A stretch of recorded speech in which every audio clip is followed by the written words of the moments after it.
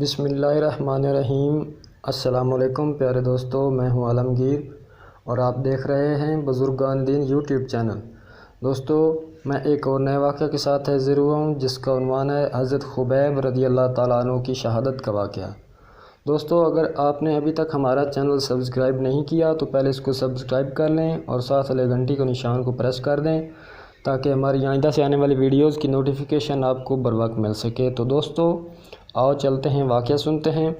حضرت ابو ہریرہ رضی اللہ تعالیٰ عنہ فرماتے ہیں کہ نبی کریم صلی اللہ علیہ وسلم نے 10 جاسوس بھیجے اور ان کا امیر عاصم بن ثابت انصاری رضی اللہ تعالیٰ عنہ کو بنایا، جو عاصم بن عمر بن خطاب کے نانا ہوتے ہیں۔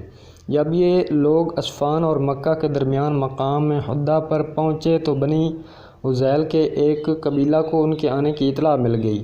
اس قبیلہ کا نام بنو لحیان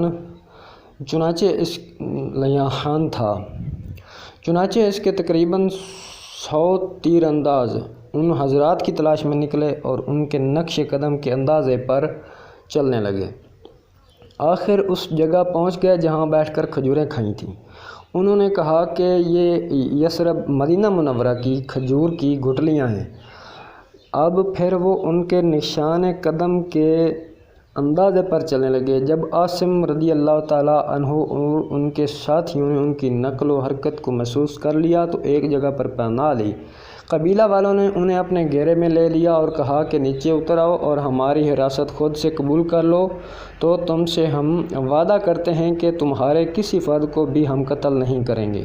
عاصم بن ثابت رضی اللہ تعالیٰ نے فرمایا کہ میں کسی کافر کی پناہ میں نہیں اتر سکتا۔ پھر آپ نے دعا کی، اے اللہ ہمارے حالات کی اطلاع اپنے نبی کریم صلی اللہ علیہ وسلم کو کر دیجیے۔ آخر قبیلہ والوں نے مسلمانوں پر تیر اندازی کی اور حضرت عاصم رضی اللہ تعالیٰ کو شہید کر دیا۔ بعد میں ان کے وعدہ پر 3 صحابہ اترے۔ یہ حضرات حضرت خبیب، زید بن دثنہ اور ایک تیسرے صحابی رضی اللہ تعالیٰ عنہم تھے۔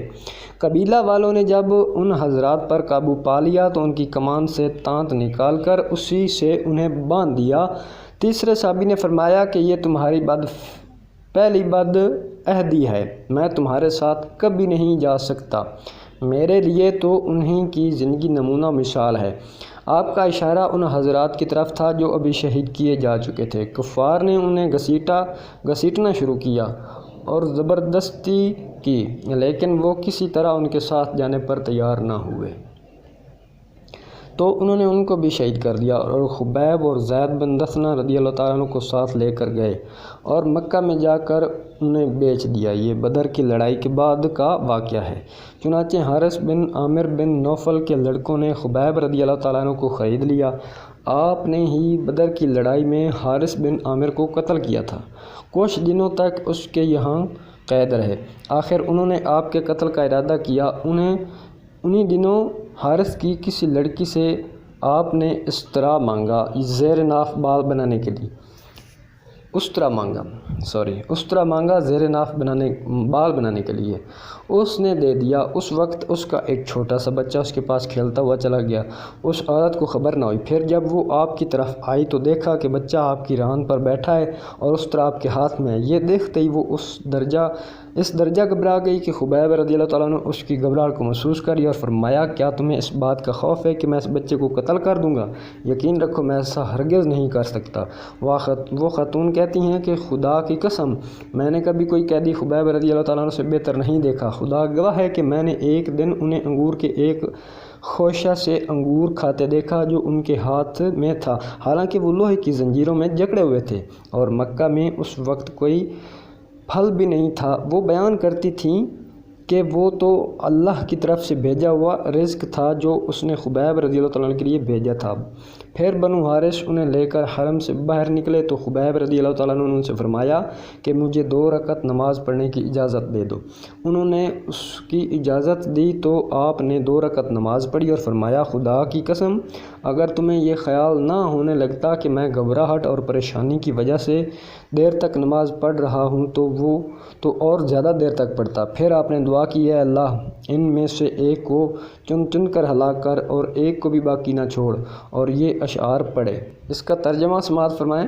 جب کہ میں بحالت اسلام قتل کیا جا رہا ہوں تو مجھے کوئی پرواہ نہیں کہ اللہ کی راہ میں مجھے کسی بھی پہلو پر پچھاڑا جائے، اور یہ صرف اللہ کی رضا کو حاصل کرنے کے لیے۔ اگر وہ چاہے گا تو میرے جسم کے ایک ایک جوڑ پر اجر و ثواب عطا فرمائے گا۔ اس کے بعد ابو سلوہ عقبہ بن حارث ان کی طرف بڑھا اور انہیں شہید کر دیا۔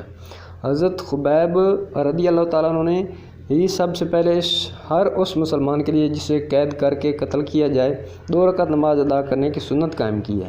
قریش کے کچھ لوگوں کو جب معلوم ہوا کہ عاصم بن ثابت رضی اللہ تعالیٰ عنہ شہید کر دیے گئے ہیں تو ان کے پاس اپنے آدمی بھیجے تاکہ ان کا جسم کا کوئی حصہ لائیں جس سے انہیں پہچانا جا سکے، کیونکہ آپ نے بھی بدر کی لڑائی میں ان کے ایک سردار کو قتل کیا تھا، لیکن اللہ تعالیٰ نے ان کی لاش پر بادل کی طرح شہد کی مکھیوں کے پرے بھیج دیے، اور انہوں نے آپ رضی اللہ تعالیٰ عنہ کے جسم کی کفار قریش کے ان کے فرستادوں سے حفاظت کی، چنانچہ وہ آپ کے جسم کا کوئی حصہ بھی نہ کاٹ سکے۔ فوائد حدیث جانتے ہیں۔ اس حدیث سے معلوم ہوا کہ دشمن کی نگرانی اور جاسوسی کے لیے جاسوسی نظام قائم کرنا جائز ہے۔ مسلمان پر لازم ہے کہ وہ لاچارگی کے وقت بھی دشمن کا تندہی سے مقابلہ کرے۔ اللہ تعالیٰ نیک مومن بندے کی اس کی وفات کے بعد بھی حفاظت کیا کرتا ہے۔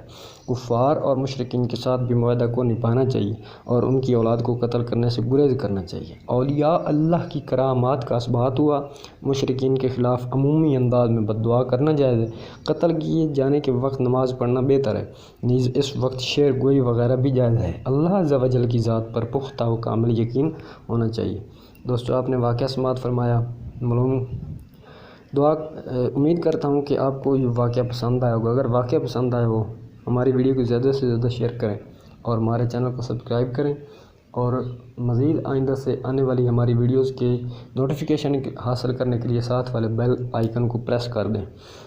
تو ناظرین، ملتے ہیں نئے واقعے کے ساتھ، تب تک اجازت دیجیے، دعاؤں میں یاد رکھیے گا۔ اللہ حافظ۔